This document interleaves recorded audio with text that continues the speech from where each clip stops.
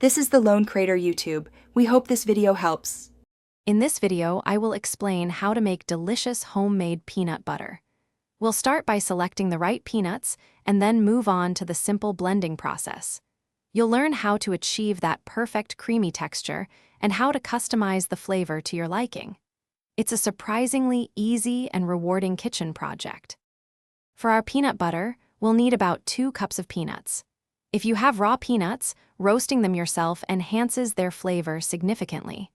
Spread them on a baking sheet and roast at 350 degrees Fahrenheit for about 10 minutes.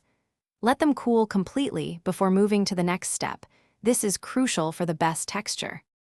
Now for the magic. Place your cooled peanuts into a food processor. Initially, they'll turn into crumbs, then a thick paste. Keep processing for about 5 minutes, scraping down the sides every minute or two. The natural oils will release, transforming it into a wonderfully smooth and creamy butter. A tablespoon or 2 of neutral oil can help if it's too thick.